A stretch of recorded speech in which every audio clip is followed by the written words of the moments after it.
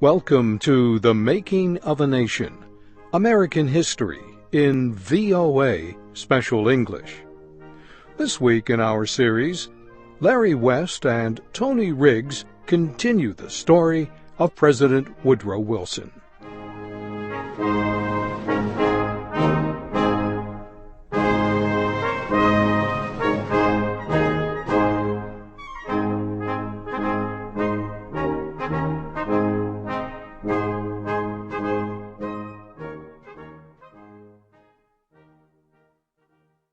In 1917, Europe was at war.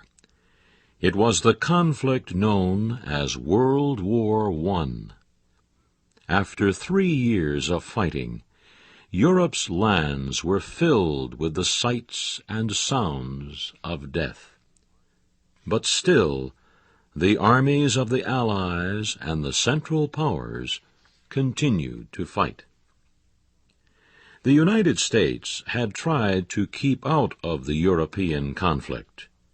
It declared its neutrality. In the end, however, neutrality was impossible.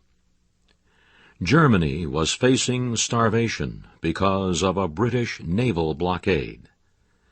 To break the blockade, German submarines attacked any ship that sailed to Europe.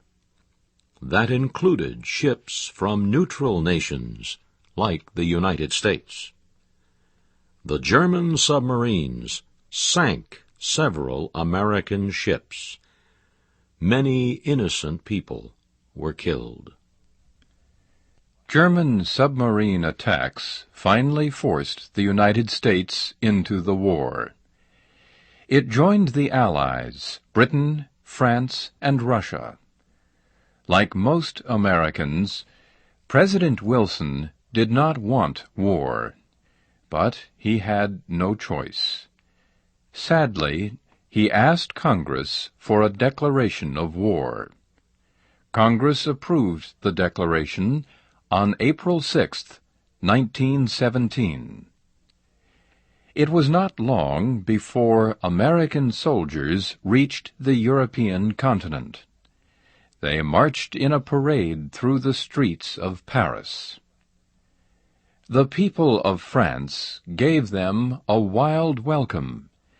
They cheered the young Americans. They threw flowers at the soldiers and kissed them. The Americans marched to the burial place of the Marquis de Lafayette. Lafayette was the French military leader who had come to America's aid during its War of Independence from Britain. The United States wanted to repay France for its help more than 100 years earlier. An American army officer made a speech at the tomb. He said, "Lafayette, we are here." And so the Americans were there. They were ready to fight in the bloodiest war the world had ever known. Week by week, more American troops arrived. By October 1917, the American army in Europe totaled 100,000 men. The leader of that army was General John J. Pershing. Pershing's forces were not sent directly into battle.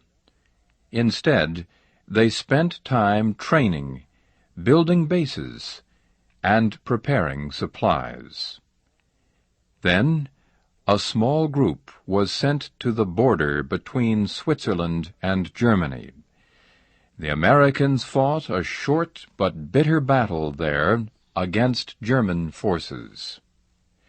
The Germans knew the American soldiers had not fought before. They tried to frighten the Americans by waving their knives and guns in a fierce attack. The Americans surprised the Germans. They stood and fought back successfully. Full American participation in the fighting did not come for several months. It came only after another event took place.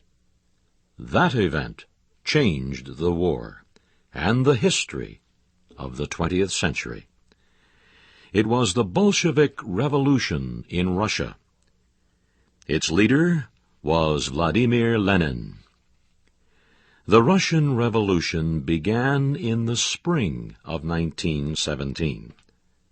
The people of that country were tired of fighting Germany, and they were tired of their ruler, Tsar Nicholas. The Tsar was overthrown. A temporary government was established. It was headed by Alexander Kerensky.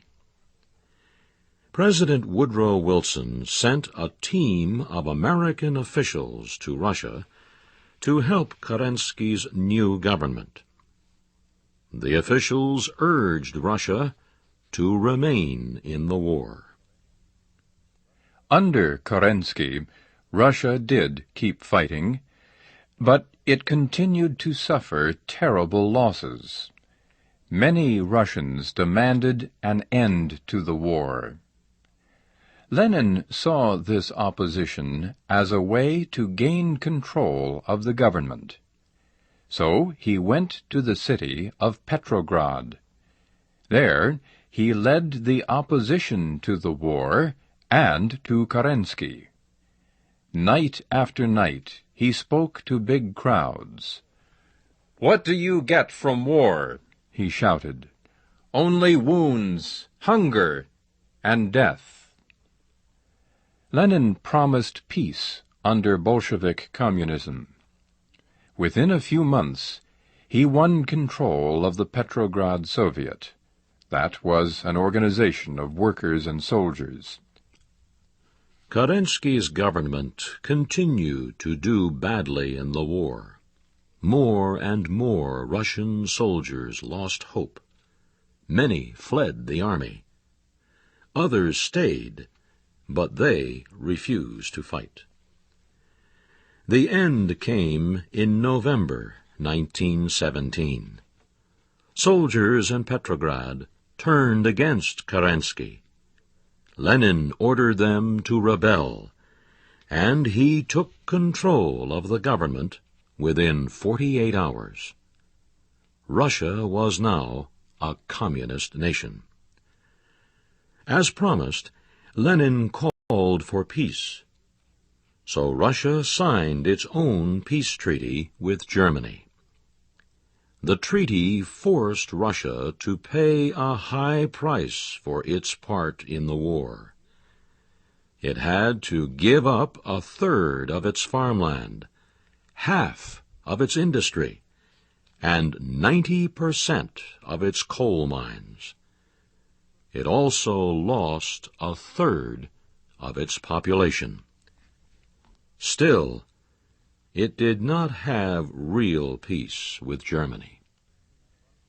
The treaty between Russia and Germany had a powerful influence on the military situation in the rest of Europe. Now, Germany no longer had to fight an enemy on two fronts. Its eastern border was quiet suddenly. It could aim all its forces against Britain, France, and the other allies on its western border. Germany had suffered terrible losses during 4 years of war. Many of its soldiers had been killed, and many of its civilians had come close to starving because of the British naval blockade. Yet Germany's leaders still hoped to win. They decided to launch a major attack. They knew they had to act quickly before the United States could send more troops to help the Allies. German military leaders decided to break through the long battle line that divided most of Central Europe. They planned to strike first at the north end of the line. British troops held that area. The Germans would push the British off the continent and back across the English Channel. Then they would turn all their strength on France. When France was defeated, Germany would be victorious. The campaign opened in March 1918. German forces attacked British soldiers near Amiens, France. The Germans had 6,000 pieces of artillery. The British troops fought hard, but could not stop the Germans. They were pushed back 50 kilometers. The attack stopped for about a week. Then the Germans struck again. This time their target was Ypres, Belgium. The second attack was so successful it seemed the Germans might push the British all the way back to the sea. The British commander, Field Marshal Douglas Haig, ordered his men not to withdraw.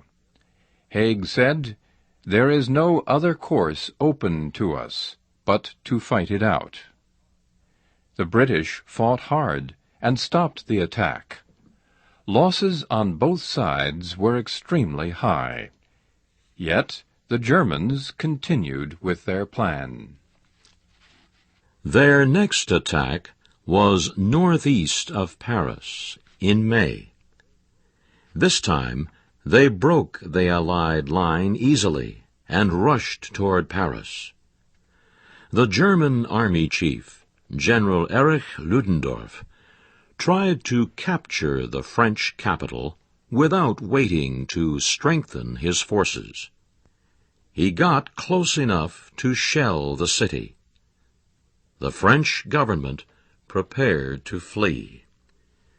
Allied military leaders rushed more troops to the area. The new force included 2 big groups of American Marines. The heaviest fighting was outside Paris at a place called Belleau Wood.